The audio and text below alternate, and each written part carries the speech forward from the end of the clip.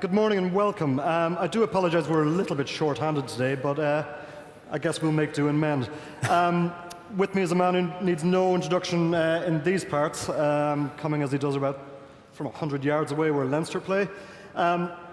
Jamie Heaslip, tell me first, you're still at the peak of your playing career. Where do you find time for everything else? Well, you're very kind saying I'm at the peak anyway. A lot of people probably have written me off at times. But no, how I get the balance, I suppose, or the time to balance the day job and kind of invest and get involved in the tech world is very easy. I approach it the same way I do sport. Start of the week, we get a 4-week schedule, and I plan out my week or my 4 weeks in terms of what I need to get done in rugby. Like the whole approach, the whole holistic approach to it in terms of stuff on the field and off the field, video work, recovery, all that stuff. And then I slot in where I can, get involved in different companies, the companies I'm involved in, and companies that I'm looking at, and approach it the exact same way. And once you kind of write it all out and schedule it and make sure it doesn't interrupt in your performance in terms of on the field, everything's A-okay. So you do have to plan your life in that kind of military fashion. Yes, yes. As you might plan a training schedule as well. Well, is that one of the lessons you've kind of learned from elite sport that you can take into business? Oh, 100%. You know, for the last 3 months in preparation for the World Cup, we've had literally every day planned out for us. So that use of structure, routine, is what I try and transfer across into the business world, into the different companies that I'm working for or working with. But also that there's a lot of different things. There's a lot of intangible things that I look for in different companies that I see from the sports world. In terms of team dynamics, team culture, the mindset, which is something that people kind of, I don't know if they really address or not in business. We literally have to run into people for 80 minutes every week, and to want to put your body on the line like that, your head has to be mentally right. And that kind of holistic approach, I know I said it before, that holistic approach to sport is what I try and bring to business and try and pick up on that, because you're investing in people rather than just investing in an idea. You're looking at the people and what they bring and the culture or the mindset they have. Do you think there's something about rugby in particular that might make good business people? Because clearly there's an awful lot of them about, and it is that kind of hyper-aggressive approach on the field that you really need for international rugby. Do you think you take any of that with you? I think we're kind of in sport, we're dealers in high performance. That's what I try and say I am, to people in the business world. We're constantly in competition. We're constantly competing for places for the team at the weekend. When you're playing with your team, you're competing against other teams in terms of what league you're in, what cup you're in, and then you're competing to put your foot forward in terms of national selection for your country. So you're constantly looking for those little edges, those marginal gains, that kind of competitive edge, and those kind of different game changers, I suppose, is what you want to call it. And we're looking for that in sport, and I think that's very similar to what people are looking for in business, and adapting and innovating and trying to get in the edge in their competition and adapting that field when it constantly changes. And that's what I look for in different companies that I work with, and that's what I try and bring, that kind of mindset as well to them. Have any of your coaches, either for Leinster or at national level, looked at your kind of off-field activities and thought, no, a little bit too much of that going on? I don't think so. They've been pretty good, to be honest. If you go too extreme on one thing in anything, I think you're on a road to disaster, because you'll eventually burn yourself out. So you have to constantly find ways to refresh yourself, constantly find ways to make sure your life is in balance. And this is just one way of me doing it, to be honest. And it's a passion of mine, so I don't see it as a chore. I don't see it as taxing. Just like rugby, I don't see it as a job. You know, it's great that it is, but I don't see it as a job because I have a passion for it. You're going in every day. You have that resilience to see it through. To be honest, to sacrifice, do everything you can for it. And just like in the tech world, that's what I look for. And they're the type of companies. They're companies that I have a passion in. And any of the startups that I've invested in over the last couple of years have all been different passions of mine. And then they never become taxing. You're never mentally fatigued and actually re-energize you. So like today is my down day. You know, this will re-energize me, and I'll go back in mentally fresh tomorrow, as well as physically fresh, and be ready to go come the weekend. Just expand on that a little bit. Tell us a bit more about the companies you do invest in. What do you look for in an investment? What's the first thing that has to jump out at you? The first thing, well, obviously a great idea. I mean, if I look, one of the first companies I ever invested in is a company called Kitman Labs, which has transformed the way teams get to manage their training load on their players, which has a knock-on effect in terms of how they manage the injuries for teams and make sure that each player is peaking at the right time. And you obviously want to be picking from a full deck of cards, so it reduces down your injury rate as well, your injury profile of your team. That's what it tries to do. And we first embraced that in Leinster through GPS, probably back in 2008 through Michael Cheika. And from the GPS, it started generating a lot of information. And it was, you know, two of the guys, Jason Cowman and Stephen Smith, who's the CEO of Kitman now, they had a great idea of how to use all this data and mine it and use it in the right way to get some good results and some insights. And while it was a great idea, it was more the two people that I was fascinated about. You know, they'd been around our team culture, and they had a great dynamic. They had a ruthless mindset in terms of seeing this idea through, and that they actually didn't see it as a job. They saw it as you know, it was kind of like a lightning bulb moment for them. They were solving, they were scratching the itch that they had, I suppose, and they just followed their passion. And that whole kind of mindset approach of they were going to sacrifice everything to see this through is what really kind of inspired me to invest in them, invest in the people. And now, you know, I'm constantly on the phone to them, you know, constantly on the phone to Stephen, seeing how it's going, seeing how, you know, weekly reviews, quarterly reviews, and then looking to upgrade the team through either, you know, advisors coming on board, smarter people than us, much smarter people than us, or you know, looking at different, like everyone here who's looking for investment from people. So looking at, you know, when we're going to do our Series B, what VC firm is going to come involved, not just because of the money they're bringing, but more what their culture is, what their idea is, how they're going to add value to us, not just through monetary value. Sure. In terms of that approach, I mean, where do you draw the line in terms of your own involvement? I mean, at what point do you say, well, this bit I can do, this bit I can help with, this bit I need to bring in help?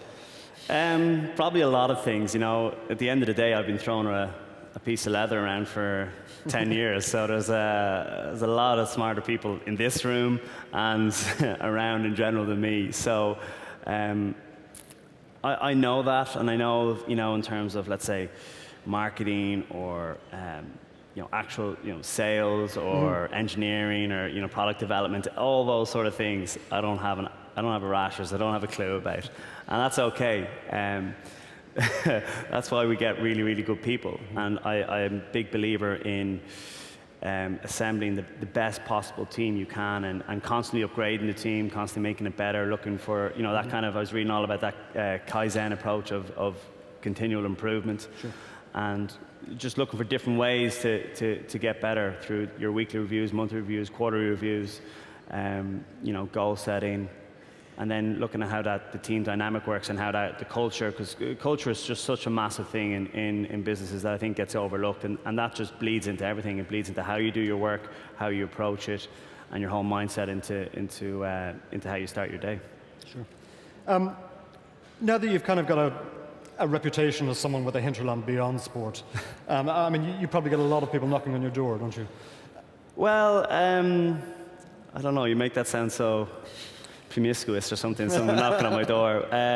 No, but yeah, you know, when you put yourself out there, and I've put my money where my mouth is. You know, I've invested in a lot of different startup companies.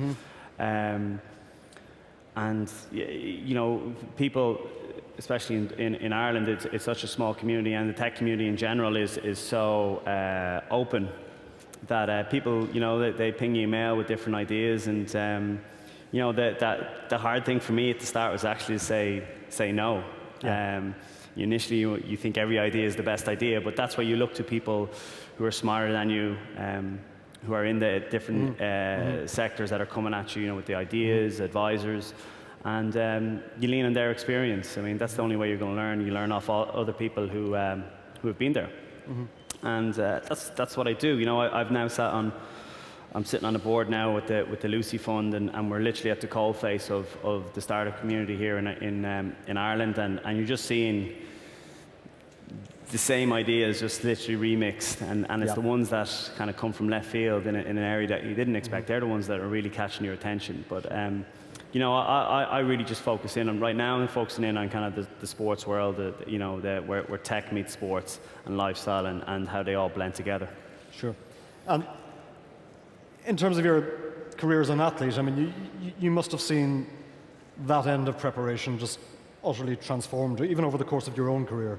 If you think about how you trained, how you prepared when you started out, what's been the single biggest revolution, do you think? GPS. GPS.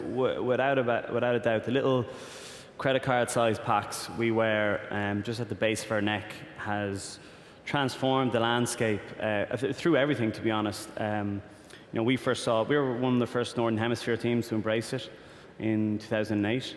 I think it'd been in the AFL in Australia since 2005 or 6, and Michael Cheika brought it up to us, and it gave you information. It gave you how you were training, and then when you were in games, it obviously gave you the information from games, and you teamed that up with the video, and you actually got to see what the data meant. And then that just completely changed how we trained. You know, everything started becoming more tailored towards the game. And like in business, you know, you start learning from your experiences and just trying to tailor it more for actually out in the field rather than sitting in the office, you know, and that's what it's done. It's completely transformed how we train, how we approach it. You know, even if you see people, I started in 2005 professionally, the people who played in 2005, some of them I don't think would be able to play in this modern game, just purely because it's changed so much with that kind of feedback loop, that continuous loop of teams trying to get better, and then obviously once one team gets better, the whole bar is raised, and everyone's got to follow suit. So that, hands down, has been the biggest change in the game. You know, it feeds into everything. It then spins off stats for you know, TV companies and for the media to feed off as well, which is great because it just gets people engaged, gives them more content, and just gives it more arms to grow. And do you find, now you've worked under a few different coaches at Leinster, obviously, and a couple at Ireland too. Do you find that approach to tech is fairly consistent from coach to coach now? Do they all buy into it? Or, you know, could you spend 3 years really obsessing over analysis and then you change coach to a guy who says, nah, to hell with all that? It's a blend. It's definitely a blend, and you definitely need coaches that are going to embrace it. Just like anyone, I think you need to find people that are going to embrace the new, are going to embrace this latest innovation, are not afraid of game changers. And that's what I've seen. That's where I've seen successful coaches, and where maybe not as successful coaches are the ones that maybe kind of embrace the new technology that's coming. Because, like I said before, the landscape has changed from 5 years ago. The speed of the game, the collisions, you know, we get the G-force of the collisions, the amount of time the ball's in play, the sheer fitness levels, everything is changing.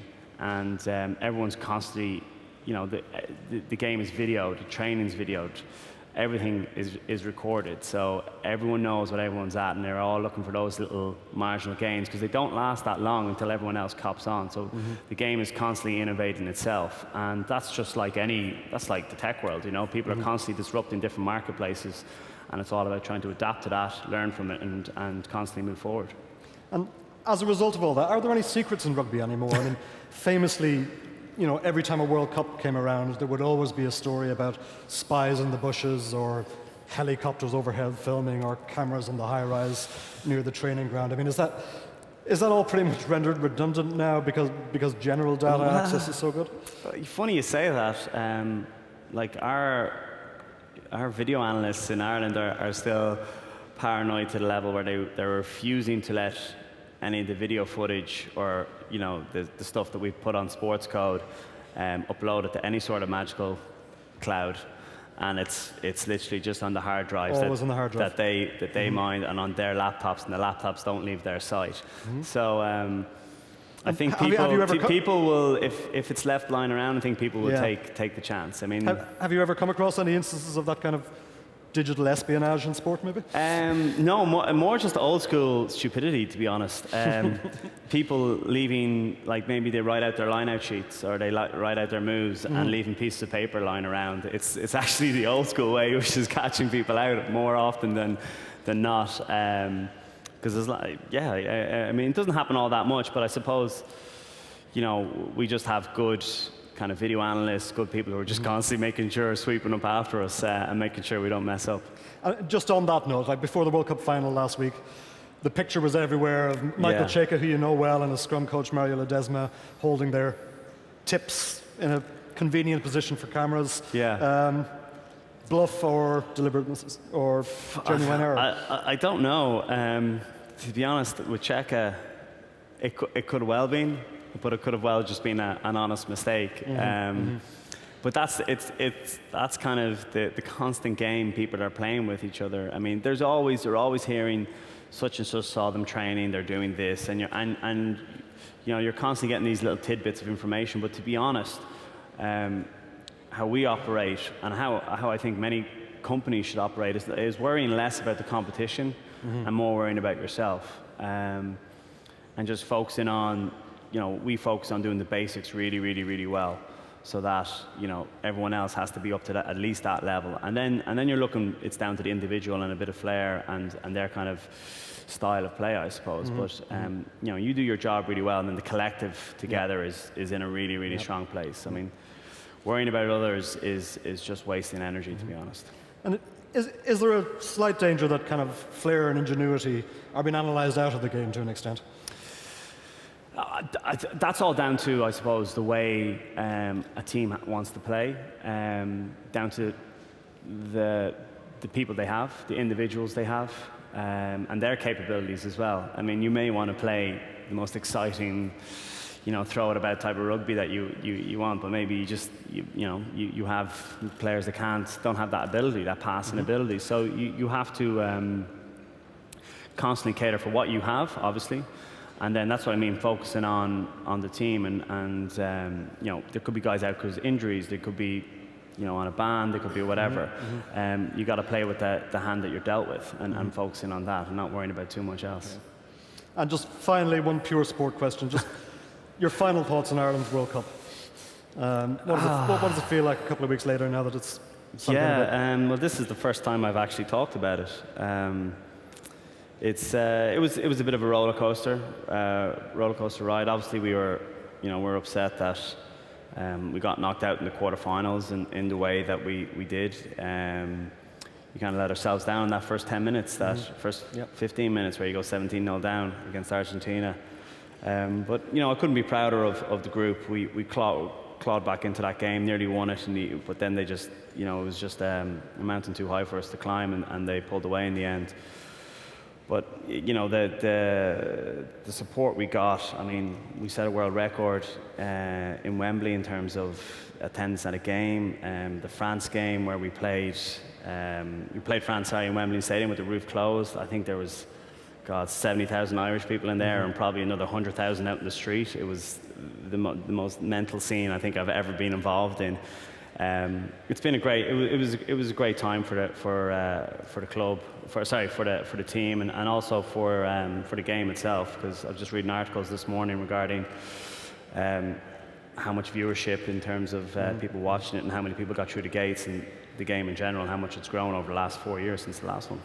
Great. Well, we're pretty sure you'll bounce back. Ladies and gentlemen, Jamie Heaslip. Thank you. Where are we off to?